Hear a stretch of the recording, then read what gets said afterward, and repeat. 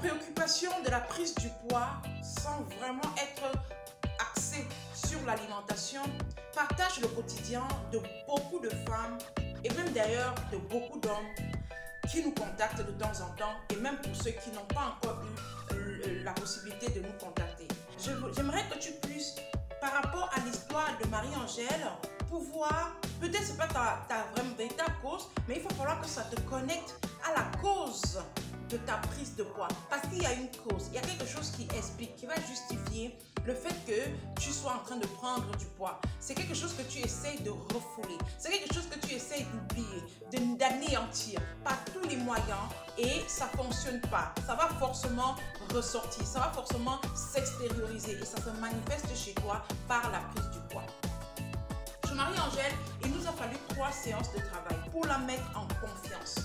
Pour qu'au final, elle finisse par me donner véritablement la situation dans laquelle elle vit réellement.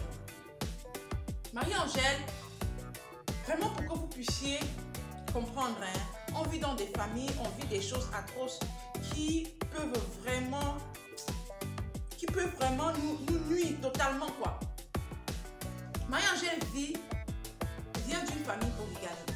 Voilà, d'une famille polygamique. Et d'après son récit, sa mère était la 2e épouse. Et son père a pris sa mère alors que sa première épouse ne faisait pas encore d'enfant. D'accord? Donc sa mère a donné à son père son premier fils, qui est son grand frère, bien sûr. Et du coup, 2 ans après la naissance de son grand frère, c'est à ce moment-là que la première femme a donné naissance à sa première fille à elle. Donc maintenant, le père avait et son fils de la 2e femme et sa fille de la première femme. La première femme a fait 4 filles au final. Et la 2e femme, qui est la mère de Marie-Angèle, n'a eu que les 2, le garçon et elle. Après, elle a fait comme une sorte de... Elle n'arrivait plus à concevoir. Donc, elle n'a pas pu concevoir jusqu'à la fin, jusqu'à ce qu'elle ne soit plus là. Elle n'a plus réussi à faire un autre enfant. Mais elle a eu que son grand frère et Marie-Angèle. La 3e épouse en a fait 3 également. Elle a fait une paire de jumeaux qui était une fille et un garçon, et ensuite elle a fait un 3e qui était une fille. Donc du coup, elles sont dans une famille où le père était entouré de ces 3 femmes, tout allait bien, elles ont grandi comme ça. Elles ne voyaient pas leurs difficultés, ne voyaient pas d'après elle, il n'y avait vraiment pas de complications, vraiment pas de problème de fond, sauf que dès le décès de son père, après avoir désigné son grand frère comme le successeur, les choses ont basculé. Quand son père est décédé, la famille s'est divisée en 1000. Personne, la première femme était catégoriquement opposée au fait que ce soit son frère qui soit le successeur, et tous ces tralala que vous pouvez avoir dans les familles, dans les villages, dans les concessions, vraiment tout ce bruit-là, j'imagine ce que ça peut donner. Du coup, tout ce qu'on peut savoir, c'est que jusqu'à aujourd'hui, on n'a jamais trouvé la véritable solution pour rassembler la famille. Qu'est-ce qui se passe? C'est qu'en janvier dernier, leur mère, qui représentait tout pour elle, tout pour son frère et elle aussi, s'en est aussi allée. Donc leur mère est décédée en janvier dernier. Quand leur mère est décédée, le grand frère, que depuis sa naissance, d'après elle, a toujours eu des petits problèmes, de maladies, de ceci, il n'a jamais été à l'aise, il a toujours eu une vie troublée. Le grand frère n'avait jamais pu se caser. Il n'avait jamais pu se caser. À chaque fois, il avait une relation et au bout de quelques temps, allez, bam, ça ne fonctionne plus, ça se casse. À chaque fois, parfois, il fait des maladies, il souffre, après il est impuissant sexuellement et puis après, ça casse. Donc le gars, il a eu une vie assez difficile et elle a toujours été là pour épauler son grand frère. Le départ du père a été déjà un chaos total. On a dit qu'il n'était pas assez coriace pour représenter la famille et tout ce qui en suit. Et ensuite, le départ de leur mère, c'était l'apothéose parce que le grand frère n'a pas supporté, puisque c'est la mère qui faisait tout, qui était tout son soutien. Il n'a pas supporté et il a fait un AVC 2 mois après le décès de leur mère. Donc on va dire, depuis fin mars de l'année dernière, Marie-Angèle gère la situation de son grand frère toute seule. Il est paralysé. elle prend sur lui, elle est mariée, elle n'a plus le temps pour sa propre famille. Mais ce qu'elle fait, la seule chose, au seul moment où elle se sent à l'aise, c'est quand elle est dans ses activités. C'est pour ça que parfois, elle peut se fermer dans son activité, travailler pendant des jours pour essayer d'évacuer, d'oublier. Pourtant, elle a son mari qui est là. Elle a sa fille qui est là, parce qu'elle a un mari et puis elle a une fille. Elle a sa fille qui est là, mais elle n'arrive pas à voir, à profiter de ce bonheur-là, de ce moment-là ensemble, parce qu'elle est préoccupée par sa famille qui est totalement divisée. Déjà, quand leur mère est décédée, elles n'ont vraiment pratiquement, c'est un peu comme si on leur a donné interdiction formelle de revenir dans la concession. Et avec l'AVC de son frère, pour elle, c'est l'apothéose parce qu'elle ne peut plus, elle ne peut pas compter sur le soutien de ses frères et sœurs. Les deux femmes qui sont là, il n'y a que la troisième femme que de temps en temps, elle donne la possibilité à son premier fils de venir prendre les nouvelles de son grand frère. Et le premier fils est aussi un jeune garçon parce qu'il est encore jeune, il n'a que 18 ans.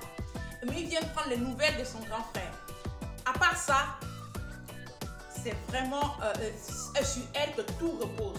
Elle n'a pas forcément de problème financier parce qu'elle arrive à gérer, mais elle commence à en avoir marre. Ça commence à être difficile. Il y a 6 mois de cela, comme un malheur ne vient jamais seul, tenez-vous tranquille. On dit que son grand frère, on a diagnostiqué un cancer. C'est-à-dire, elle a vu son grand frère partir. Aujourd'hui, elle est dans un stress total. Elle est dans une douleur totale. Sa première fille a 7 ans. Depuis l'année dernière, avant même que sa mère ne décède, son mari demandait déjà à faire un deuxième enfant. Sauf que, étant dans cette ambiance-là, avec le décès de sa mère, le temps de se préparer, dit qu'elle va faire l'enfant et avec ses activités qu'elle lançait et tout, le temps de se préparer pour faire l'enfant, sa mère est décédée, son grand frère l'AVC, avec tout ce là, le stress de ça, elle n'arrive pas à concevoir. Elle n'arrive pas à concevoir. Du coup, ça commence à peser dans la famille parce que le mari ne comprend pas pourquoi elle ne se concentre pas pour faire l'enfant. Oui, son frère est malade, oui, ceci. Pour lui, il se dit que non, elle peut gérer ça autrement, mais la famille en pâtit et son mari aussi est sur le point d'en avoir marre. Elle ne sait pas comment faire et la seule chose, le seul moment où elle se sent à l'aise, c'est de rester dans son travail, de travailler acharnement, de bosser dur, de produire de la richesse, de produire de l'argent. Mais après, quand elle prend du recul, elle est collée à elle-même. Elle ne sait pas, elle est perdue, elle n'a pas d'issue. Sa vie, en fait, elle estime que ça n'a pas beaucoup de sens. Parce qu'au final, elle aurait bien aimé avoir une famille rassemblée. Elle aurait bien aimé avoir sa mère ou alors elle aurait bien aimé que son grand frère au moins soit en santé, qu'il puisse avoir une petite famille pour qu'il puisse construire la famille. Aujourd'hui, elle peut agrandir sa famille, mais elle n'arrive pas à concevoir. Et tout cela fait qu'en même temps, elle n'arrive plus à se retrouver. Depuis 6 mois, elle est vraiment perdue. Elle est en train de tirer vers la quarantaine. Et là, elle me dit, elle est en train de voir ses chances de concevoir se minimaliser. Mais en même temps, elle n'arrive pas à se poser pour faire l'enfant. À chaque fois, elle est dans le stress. À chaque fois, elle est dans l'incapacité de vraiment se connecter à la relation quand elle est avec son mari parce qu'elle est préoccupée par l'état de santé de son frère et par la situation de sa famille. Vous savez, dans cet engrenage-là, parfois, ce n'est peut-être pas la vraie cause, ta vraie cause à toi, mais tu vas voir qu'il y a une cause sous-jacente qui peut expliquer le fait que tu te donnes à une alimentation très riche, à une alimentation qui va être riche en apports caloriques et surtout très pauvre en pouvoir rassasiant. Et c'est ce qu'elle fait. Elle n'a pas le temps de manger, elle va grignoter, elle va prendre des sucreries, elle va prendre tout ce qui est chips, tout ce qui est yaourt, tout ce qui est bonbon, tout ce qui est croquette, tout ce qui est caramel, tout ce qui est glace. Elle n'a pas le temps de se poser pour manger. Elle mange en l'air et elle n'est pas tranquille dans sa tête. Le fait de toucher le doigt sur la problématique a fait qu'aujourd'hui, nous sommes justement en train de l'amener à comprendre un certain nombre de choses et surtout à relativiser. Parce que sinon, elle continue à persister là-dessus, elle va non seulement pas avoir la force pour soutenir son frère qui a grandement besoin d'elle, mais également elle va voir son couple prendre un coup parce que son mari ne va pas certainement supporter vu l'allure que les choses prennent. il est important aujourd'hui de comprendre que quand tu connais la cause, tu dois comprendre ton degré, ton pouvoir d'impacter la cause, ton pouvoir que tu as de pouvoir gérer la cause. Il faut que tu vois à quel niveau tu peux intervenir pour faire en sorte que cette cause ne puisse plus autant t'anéantir. Très souvent, malheureusement, seul on n'y arrive pas. On a parfois besoin d'entendre certaines paroles. On a parfois besoin de savoir que les gens nous comprennent. On a parfois besoin de comprendre, d'avoir une épaule sur laquelle pleurer. On a parfois besoin, elle ne peut plus se retourner vers son mari parce qu'elle en a tellement fait. Elle est tellement préoccupée par sa famille que son mari en a marre. Donc aujourd'hui, elle est un peu seule. Elle garde ça en elle, elle enfuit ça en elle et elle a peur de faire une crise aussi à son niveau. Le fait de travailler avec elle nous permet de l'amener progressivement à relâcher. C'est aussi ça que je vais vous conseiller. Il faut que vous lâchez, vous apprenez à lâcher prise. Détendez-vous. Par exemple, quand vous êtes dans ce moment de stress, et ça vous devez comprendre, si vous êtes lié, attaché à un type d'alimentation très riche en apport énergétique et très pauvre en effet rassasiant, comprenez que ça peut signaler un effet de stress sous-jacent qui vous empêche justement de vous poser et de vous alimenter concrètement. Il va falloir que vous puissiez vous détendre. C'est vrai que c'est pas facile, mais c'est important qu'on puisse avoir le travail qu'on fait derrière en ce qui concerne la métamorphose pour vous amener à comprendre la nécessité de trouver un moment pour vous détendre. C'est pour ça qu'on lui a conseillé, et dès qu'elle a fait ces deux séances à l'institut, où on prend soin d'elle, où on la masse, où on la détend, où elle écoute la petite musique, où elle s'évade, des choses qu'elle ne faisait pas depuis de longues années, ça fait qu'elle commence à relâcher. C'est important, prenez du temps. Prenez rendez-vous dans un institut. Prenez le temps de vous faire masser des orteils jusqu'aux doigts. Détendez-vous, lâchez prise, oubliez le monde. Faites un peu le vide dans votre tête. Ce n'est pas facile, mais vous avez besoin d'aide. Mais on y arrive. Prenez également du temps pour faire une activité physique. Mais attention, ne courez pas, ne faites pas des activités fortes parce que parfois on est là, on veut décharger tout sur le sport, on veut décharger tout et après on brutalise le corps et on crée d'autres problèmes. Faites, dans ce cas de stress, le sport qui est adapté, c'est des sports douces. La marche, la danse douce, c'est-à-dire surtout la marche sportive. Mets tes écouteurs, écoute une musique qui te parle, écoute une musique qui te berce, écoute des cantiques si tu es chrétienne, écoute des musiques religieuses qui vont te bercer, qui vont te connecter à qui tu es vraiment et fais ta marche, marche pour t'évader, pour ouvrir ton esprit, pour pouvoir créer un environnement où tu te sens encore davantage connecté à toi. C'est très important pour sortir de là. Le troisième élément que je vais te conseiller, c'est de pouvoir méditer. Je ne sais pas si je ne connais pas ton obédience, mais j'aimerais que tu puisses comprendre qu'en ce moment, quand on est dans une situation de stress, de difficulté, il est important de se connecter à une énergie beaucoup plus forte. Chez les chrétiens, en tout cas je suis chrétienne et chez les personnes que j'accompagne qui sont chrétiens, je leur recommande vivement de vraiment, c'est à ce moment-là qu'il faut cultiver sa foi.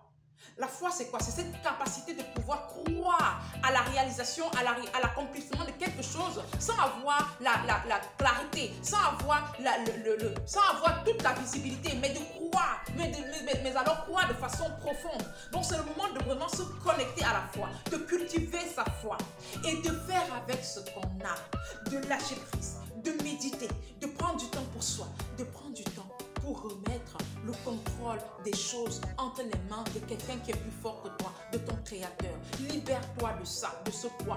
Il faut que tu puisses comprendre que même si tu te tues pendant des années, tu ne peux pas, si tu n'as pas le pouvoir, l'accès pour pouvoir contrôler, gérer ça, tu ne peux pas régler la situation. Donc il va falloir que tu puisses cultiver ta foi, que tu puisses te connecter à une énergie plus forte que toi, que tu puisses avoir le sentiment de décharger ce poids-là et remettre à quelqu'un qui a la capacité de pouvoir supporter ce poids. Et je vous assure, pour les chrétiens, vous le savez très bien, le Dieu Tout-Puissant a la capacité de nous gérer à ce moment-là. C'est le moment de lui dire, papa, j'ai tout essayé, il faut que tu me viennes en aide. De décharger ce poids-là en lui et de voir comment il va te soutenir. Parce qu'il a aussi besoin qu'on puisse l'appeler dans un moment difficile. Parce que son histoire, l'histoire de Marie-Angèle est tellement forte et tellement traumatisant, tellement douloureux que à un moment donné, j'étais obligée de lui conseiller, heureusement qu'elle est chrétienne, de cultiver sa foi. Donc dans les méditations que nous faisons au quotidien aujourd'hui, on l'amène justement à sortir de là. Et je vous assure, ça fait seulement 1 mois que nous avons commencé et je vous assure, je suis déjà particulièrement contente du résultat. D'ailleurs, elle doit être là le samedi 18 décembre pour l'événement que nous organisons à Douala au Cameroun pour pouvoir recevoir davantage de la bonne énergie, pour pouvoir avoir des éléments qui vont l'aider surtout à prendre une alimentation qui va l'aider à, grâce au nutritionniste, une alimentation qui va être riche et qui va l'aider dans son processus, comme elle cherche à concevoir. Puisqu'elle est déjà en train de se détendre, de lâcher prise de l'autre côté, elle va essayer de se connecter, de s'alimenter en conséquence pour augmenter ses chances de concevoir. C'est très important. Un enfant aujourd'hui, ça va vraiment aussi la soulager. C'est vrai qu'elle peut s'en sortir aussi, mais ça va déjà calmer son mari et ça va aussi la soulager. Elle n'a pas de problème de conception. Son problème se situe dans sa tête, dans son stress. Et une fois qu'elle va lâcher prise, elle va s'alimenter comme il faut. Je vous assure, je suis convaincue que les résultats vont se produire. Je suis convaincue parce que je travaille également avec la foi. Je travaille avec la crainte de Dieu et je sais très bien que vu ce qu'elle est en train de travailler, de cultiver, ça va tout simplement fonctionner. Donc si tu es dans une situation qui t'embarrasse, qui te détruit depuis de longues années, si tu as du mal à passer à l'action, si tu as du mal à te retrouver parce que tu n'arrives pas à perdre du poids, tu prends énormément du poids, tu as subi un choc émotionnel, le décès d'un être cher, une séparation, un divorce, un mauvais divorce, tu as subi un cas de maladie grave ou bien tu as quelqu'un que tu aimes beaucoup qui souffre énormément autour de toi, il faut comprendre que le fait de garder ça en toi, de garder ça longtemps en toi, va plutôt te détruire plus que quoi que ce soit. Donc l'idée c'est vraiment de suivre le processus que je t'ai dit. Il faut que tu puisses te détendre, trouve le moment pour toi. Chaque mois, tu dois trouver un moment où tu t'évades, va à l'institut, détends-toi. C'est pour ça qu'à Douala, là où ce que nous sommes en train d'installer, on a prévu l'espace de détente pour les personnes qui sont en surpoids et en obésité. N'oubliez pas, on travaille beaucoup sur le poids émotionnel et le fait de se détendre, de se relâcher, de lâcher prise est très important dans notre processus de guérison quand on est en situation quand on souffre du poids émotionnel. Donc, va à l'institut, fais-toi détendre, fais-toi plaisir, détends-toi et ensuite fais ce qu'on peut entendre, fais du sport, la marche sportive, écoute des musiques religieuses, des musiques chrétiennes qui vont te rebooster, qui vont te recharger en batterie, qui vont te reconnecter à qui tu es vraiment et surtout, vas-y, cultive ta foi. Il faut reconnaître à un moment donné que je ne peux pas, Seigneur, prends le contrôle. Et je t'assure, ça va déjà être un très bon traitement en attendant que le côté alimentaire puisse accompagner. On ne peut pas perdre du poids en arrêtant de manger. On doit aussi associer la gestion de nos émotions, de tout ce train-train quotidien. Surtout qu'on ne peut pas faire des émotions. On vit avec les émotions, avec le monde qui tourne à 360 degrés actuellement. On a des émotions au quotidien. Il va falloir apprendre à les gérer si on a vraiment besoin d'avoir une santé tranquille, d'avoir une bonne santé et surtout de vivre, de créer et de vivre une vie épanouie, remplie de sens et surtout d'abondance. C'était moi, c'était Liliane Ribaba. Si tu t'es identifié à l'histoire de cette dame, magnifique dame, j'aimerais que tu puisses te connecter à ta problématique et surtout que tu puisses vraiment te pencher sur le problème parce que ça peut te causer de graves problèmes de santé et surtout t'éloigner des personnes que tu aimes vraiment sans que tu ne t'en rendes compte. Porte-toi bien et que Dieu te bénisse abondamment. Ciao, ciao.